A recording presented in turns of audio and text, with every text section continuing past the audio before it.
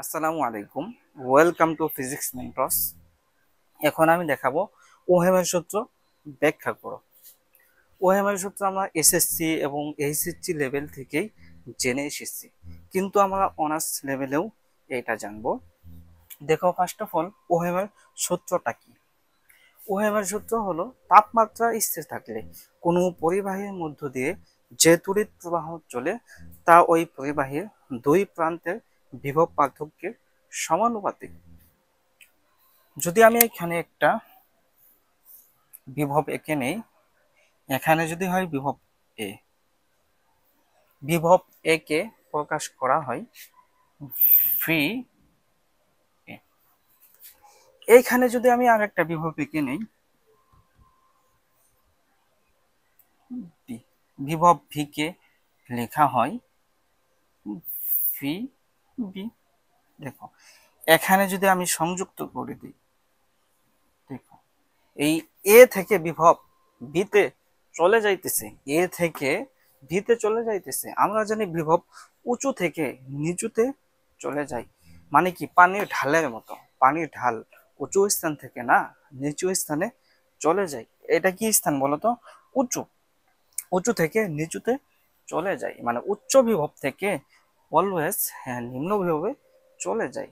যদি পানির ফ্লো কল্পনা করি, যদি এটা কি হয় বলতো, পাহাড় হয়, এখানে কি হয় সমতল ভূমি হয়, তাহলে পাহাড় থেকে পানি সমতল ভূমিতে চলে যাবে, মানে কি উঁচু থেকে পানি নিচুতে চলে যায়। পানির ফ্লো যদি তুমি কল্পনা করো, তাহলে এমন ভাবে কি এই বিভবের সংজ্ঞা করা হয়েছে, মানে কি উঁচু থেকে নিচুতে চলে যায়।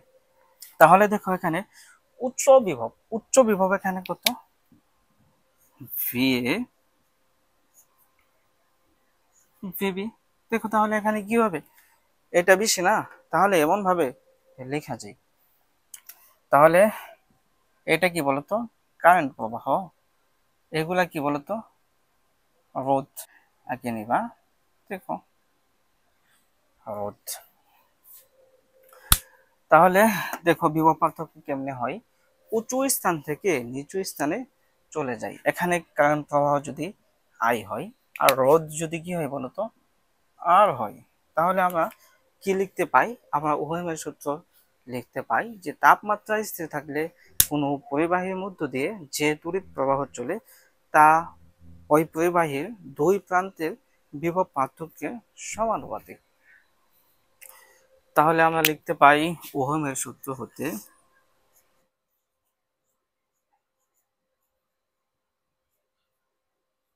সূত্র হতে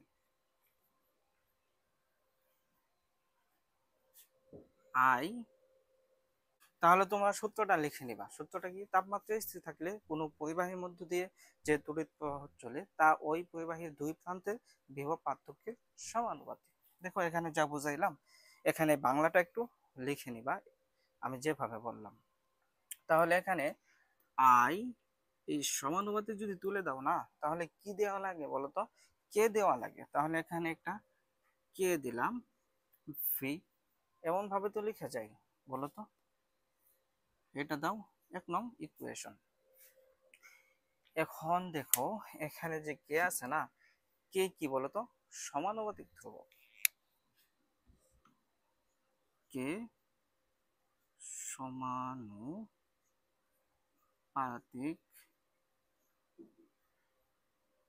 ধ্রুবক।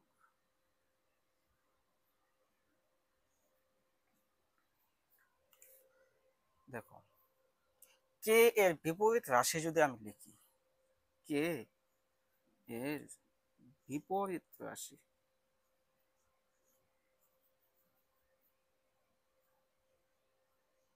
কে এর বিপরীত, সরি, কে এর বিপরীত রাশিকে কেমনে লেখা যায় বলতো? 1/কে লেখা যায়। কে এর বিপরীত রাশি 1/কে লেখা যায়। তাহলে 1/কে সমান সমান কি লেখা যায় বলতো? আর লেখা যায়। আর তে কি বলতো, কোন পরিবাহী রোধ 1/কে সমান সমান আর, এটা আমরা কি লিখতে পাই। এখানে যদি আমি কে নির্ণয় করি, কে সমান সমান কি হবে বলতো? 1/আর হবে না। দেখো যদি তুমি এখান থেকে কে নির্ণয় করো, এটার সাথে কি এটা গুণ না, এটার সাথে কি এখানে মনে মনে একটা কি হবে, ওয়ান হবে না। তাহলে দেখো এটার সাথে যদি আচ্ছা দেখো গুণন করলে কি হয়, কে আর হয়, এখানে কত হবে, ওয়ান হবে না। তাহলে যদি কে নির্ণয় করো, ওয়ান বাই আর হয়। দেখো অনেকে এইগুলা বুঝো না, ছোট ছোট জিনিস অনেকে বুঝো না, সেজন্য দিলাম। দেখো তাহলে কে সমান সমান কি বলতো, ওয়ান বাই আর না।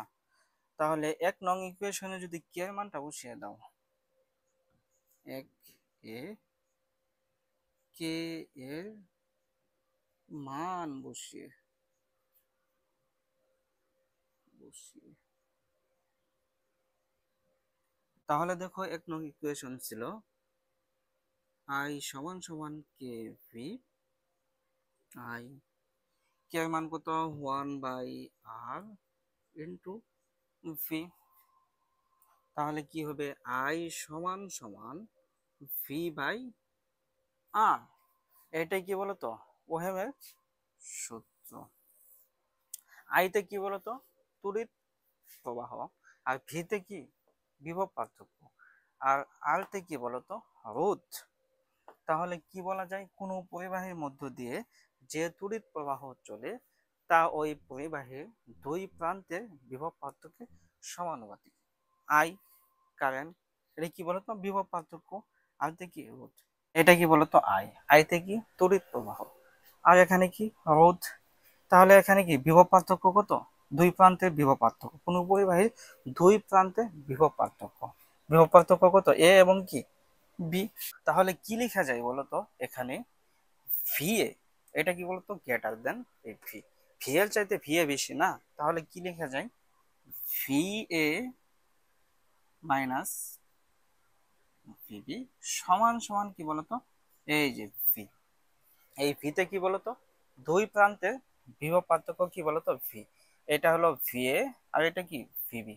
তাহলে দুই প্রান্তের বিভব পার্থক্য কত এখানে ভি, এই ভিটা কি বলতো ভি এ মাইনাস এই যে ভিবি, ভিতে কি বলতো বিভব। এইটাই আমাদের প্রতিপাদন। আশা করি তুমি বুঝতে পেরেছো। এরপর আমি আরেকটা লেকচার দিব, সেটাও মোস্ট ইম্পর্টেন্ট, কেউ মিস দিবা না।